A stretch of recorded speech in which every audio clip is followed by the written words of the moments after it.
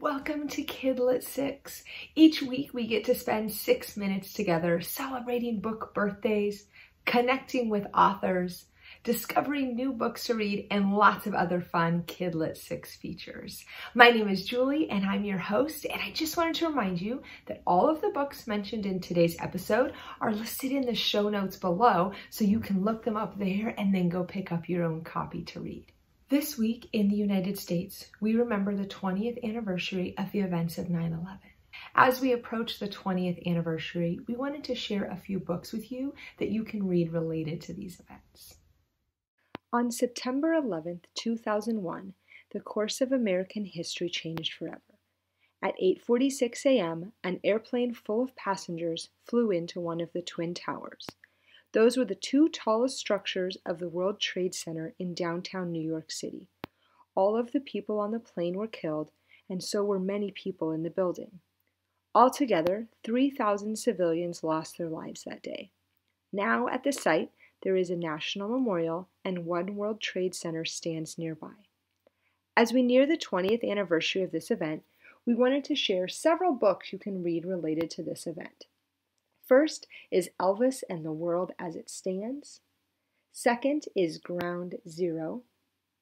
Third is The Ambassador of Nowhere, Texas. Fourth is Towers Falling. And fifth is Big Apple Diaries. And today we get to talk to one of those authors, Alyssa Bermudez, the author of Big Apple Diaries. Hi, my name is Alyssa Bermudez, and I'm the creator of Big Apple Diaries.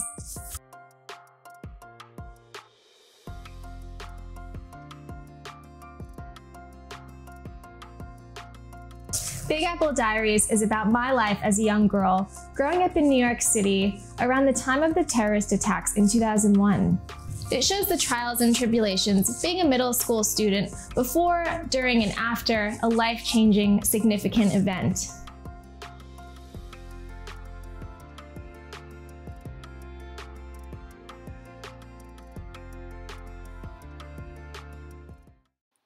You can head to kidlit6.com to sign up for bonus content to hear even more from Alyssa. Can you imagine for a minute what life would be like if you were deaf? In what ways would your life be different?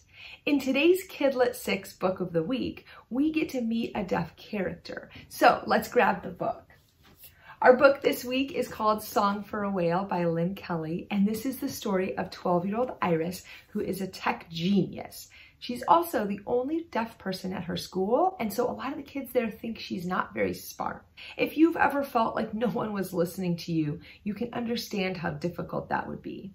Then, one day in school, Iris meets Blue 55, a whale who is struggling to communicate with other whales. And even though she's 3,000 miles away, Iris decides she's going to communicate with this whale. If you are a reader who likes books about kids and their grandparents, or science, or animals, then you'll want to pick up your copy of Song for a Whale.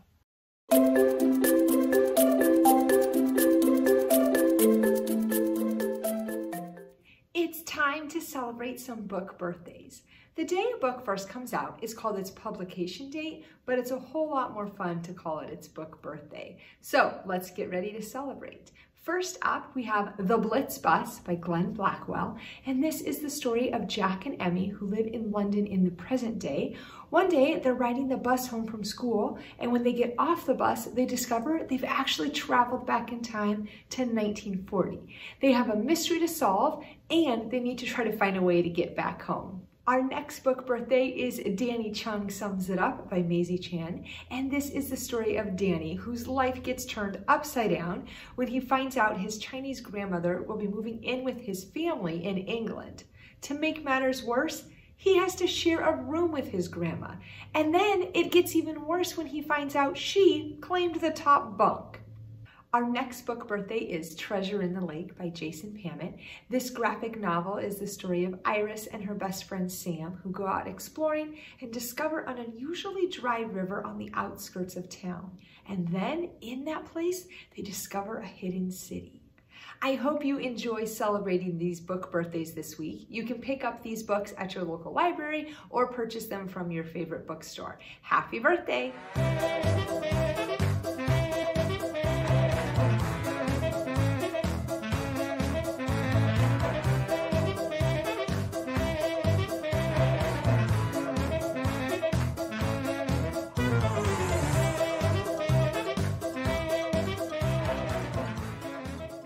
Ever been bumfuzzled?